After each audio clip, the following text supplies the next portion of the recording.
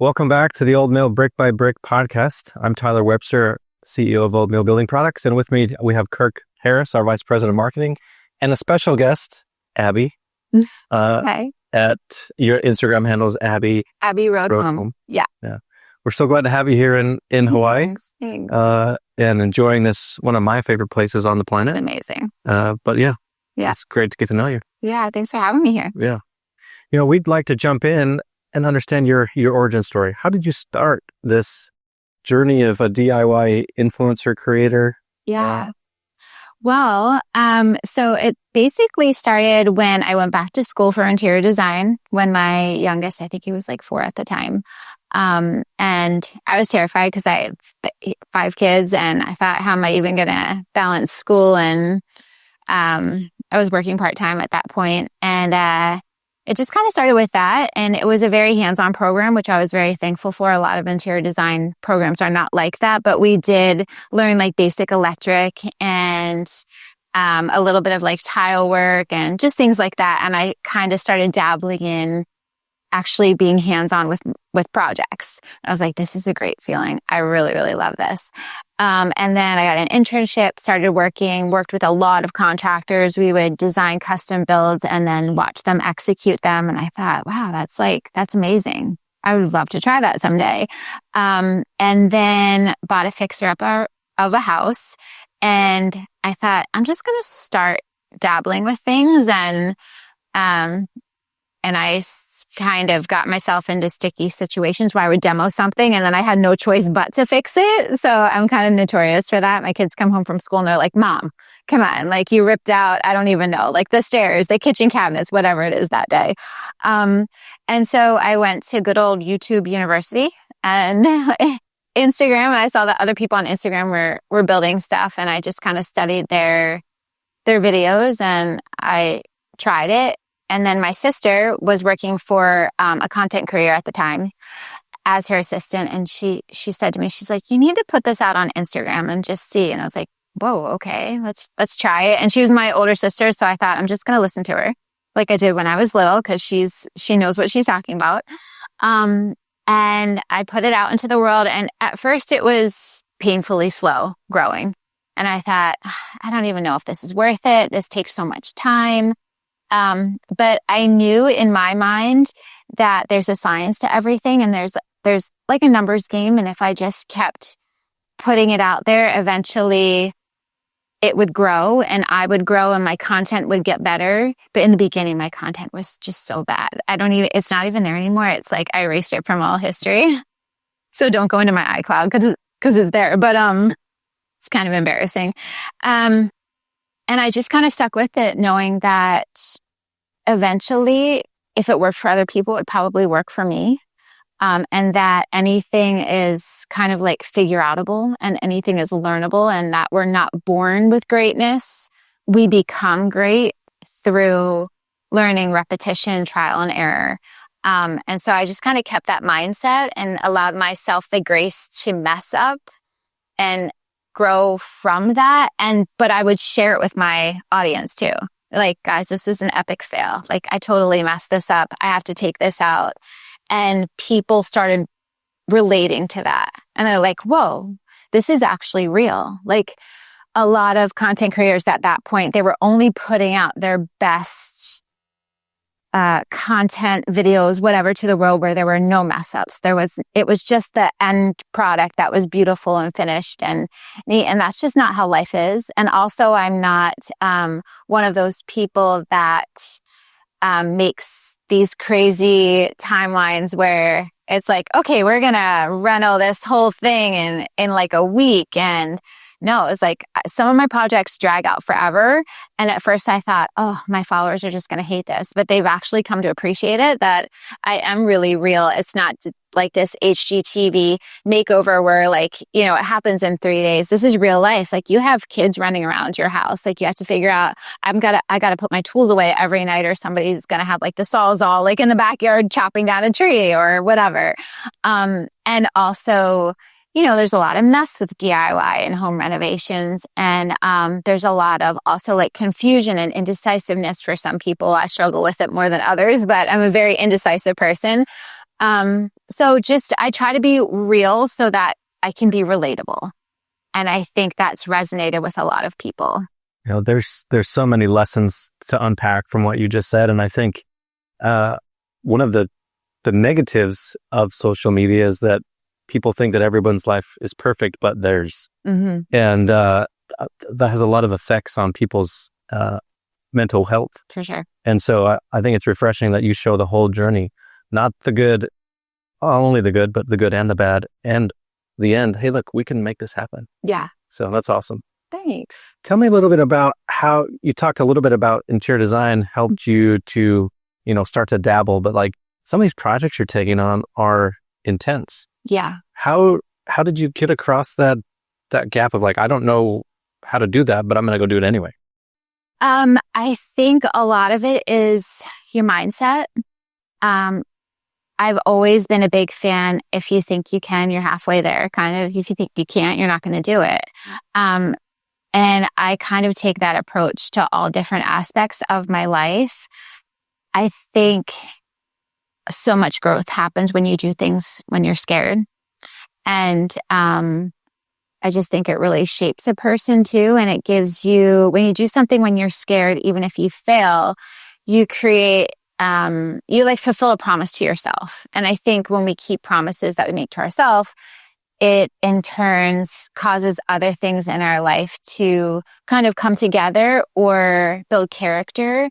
So that when things get hard, you keep going. But I also have a very almost like a SOP, standard or procedure way of doing projects, because I know that I can get overwhelmed. And when I get overwhelmed, I pause for a minute and I literally write down every step, and it just clears my mind. It's like, okay, I'm going to take off the trim.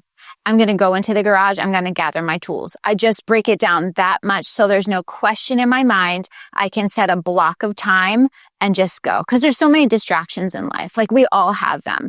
So you have to figure out a way that you are going to have time to really focus in on something that's hard to do.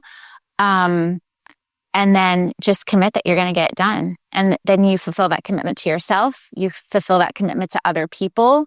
And it just kind of creates this self-image of you start to become who you want to be. And I think that's also a big part of it too, is when I picture like these big projects going on in my house, and at first they seem overwhelming, but it's like, okay, I'm going to picture myself doing all the little steps in between. A lot of people picture the end goal, right?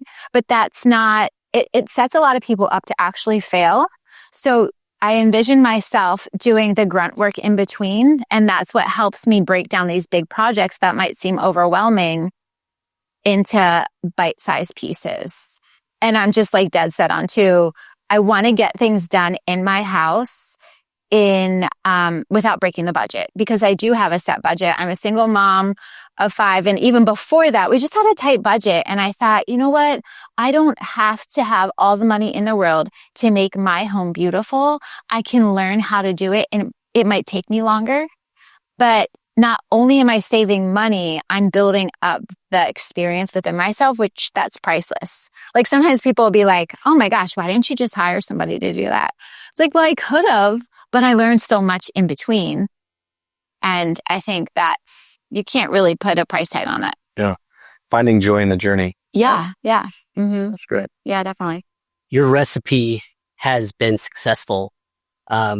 Recently in August 2025, you were on the Forbes Top 50 creator. Yeah. Walk us through a little bit. I know you were talking a little bit before about the popularity and where all of a sudden you found yourself, this isn't a hobby. This is for real. Yeah. Walk us through kind of what that experience was as you all of a sudden realized a lot of people followed you and are loving what you're seeing and loving your mindset. That was actually a crazy experience. So what happened was I had close to 100,000 followers on Instagram, which to me, that was like a dream at that point, right? And then I put out an about me reel. It was just like, hey, I'm Abby. I'm a mom wife, 5 kids. I've been fixing up my home. We're going to do big projects. We're going to do little ones. We're going to break them down, fun in my stories kind of thing. Like, come watch me every day. We're just going to have a good time and be real. And that reel went completely insanely viral. And within, it was like 3 to 4 weeks, I went from 100K to 900K on Instagram. And so part of me was shocked. I was like, who are all these people? What do they want from me? Because that's part of a content creator, is knowing who your audience is and what they're looking for from you. So I just didn't know, because there were all these new people, and I was like, oh my gosh. And I'm thrown into being an actual like business owner, which is different from being dabbling with DIY in my house and just presenting it to the world and seeing just relating to people and mom life and all these different things. But now it's like, wow, this is a business. And I got signed with an agency like shortly after that. And then I'm working with big brands like Home Depot, Verizon. And it's like, there's deadlines, there's commitments, and just that adjustment and the imposter syndrome too of I'm bigger than some of my dream accounts that I used to follow and not feeling like I belong in that space. That's really hard, that imposter syndrome. But I heard a great thing about imposter syndrome too, that if you don't feel it at certain points in your life, then you're not growing. Am I stagnant? Like, imposter syndrome is actually a good thing, because it means that you're going to the next level. So much has to do with mindset. And then I just started studying other content creators. How do they run their businesses? But it took probably, I'd say, 2 years before I really settled into the fact that I had so many people following me. And also within the culture of the DIY realm, I lost a lot of friends during that time too, when I had that tremendous growth, because I don't even know exactly what it was. Some people thought I just got lucky with that reel and it grew. And so I lived with that for a long time. I was like, oh, this is just luck. I don't really deserve this. But the back end of it was that actually, no, I do, because I'm waking up every day at 5. Before my kids get up, I'm planning my entire day. I'm writing down all the things I have to get done. I'm writing down my 5 goals for the day, the 5 things I'm thankful for. Like, I really truly was putting in the work, like 12-hour days, working during the night when my kids are sleeping, editing videos till 3 a.m. Like, when you're building a business, no matter what kind of business it is, you have to put in the grunt work. And a lot of people don't see that, right? But that's truly what gets you there. And sometimes you don't recognize it until you're in it. But it's also amazing to see that your hard work pays off. But yeah, that imposter syndrome was crazy strong. And there are some days where I almost felt like, why am I doing this? Like, I can't even believe this. I don't deserve it. But yeah, it can be a really great positive force if you know how to look at it and handle imposter syndrome. Yeah, that's a very good outlook. I feel like later on, as we do more podcasts, I'd like to dive deeper into that with you to talk a little bit about imposter syndrome. A lot of creators come across probably the same thing and are experiencing it. And I think that you'd be a valuable resource to help them understand what it is, how you were able to get past that. Yeah. But just like you were saying, you put in the work, you recognized a suitcase could be a nightstand. Yeah. Right. Yeah. And and then all of a sudden everybody loves it and you're like, hey, I'm not crazy. Yeah, you're right. This doesn't look weird. People like my ideas and you're the real deal, but you're also putting in the work that I also think is very, very important, that you've methodically and strategically worked, put in the work, seen the results of it, and have earned that as a business. Yeah. So talk to us a little bit about what you see is what's next for Abby. That's interesting. I have so many ideas. I think some of the things that I've realized is that you can't have, and everybody says this all the time, don't put all your eggs in one basket, but making sure that, Instagram's very trendy. There's so many things about content creation that are trendy and it might work now, but is this like a long-term thing? Like, eventually, am I still going to be a creator on Instagram and TikTok? So it's branching out. Like, I have my blog now, Pinterest pins. Like, as an interior designer, the first place I would go for designs and inspiration is Pinterest. And I'd start that with a client. We make a board. So like, Pinterest things that's like an evergreen thing. What things can I create in my business that are evergreen? And that will just kind of continue to run themselves after maybe I don't make content anymore, which I can't imagine ever doing that because I love making content. I love editing videos. Like I was editing videos, I don't know, back in high school with like VCRs. I don't even know how I hooked all that stuff up. That was just like a miracle that my brain figured that out. But I think branching out into product lines and I would love to help people make over their houses that maybe don't have the money to, just like blessing other people. How can we bless other people? How can I bless my community? How can I teach people and inspire them to do projects in their house? But like really break down the steps. So it's not just like, I'm going to watch this girl's video and feel like maybe I could do it. I want to give people something concrete that they actually have the information and tools that they need to go build the project or whatever. There's just so many different avenues, I think. But as long as you're moving, because I heard a great saying, it's you can't steer a parked car. So if I'm not going anywhere, I'm not even going to know what direction to go into. I can't even shift my steering. So just the fact that I think having goals, and even if those goals change, just working towards the next level and also being open-minded that even being here on this trip with you guys, picking your brains as business owners and how does Old Mill Brick work and how do other people here that are like home builders and learning more about business. There's just so many different things I think that you can learn and grow from. So my next goal is, I think, just to keep growing in any way that I can and inspiring and helping other people. Cause that's like my real purpose. Just bringing like joy to the world and showing people that they can do things too. I think that's really important. Two things you said. One, giving back, always being charitable and helping others. I think that's speaks to the kind of person you are. So we applaud you for that. And the second is this idea that, we try to emulate in our business is this continuous improvement. Yeah. Right. You're never good enough. There's always more that can be done. And, that takes willpower and determination and consistency. And you've definitely demonstrated that. So good luck. Thanks. Yeah. Thanks.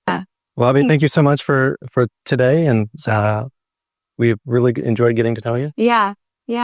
Same. Likewise. Yeah. Well, we'll wrap the podcast there. We'll stay tuned for the next episode of the Brick by Brick podcast.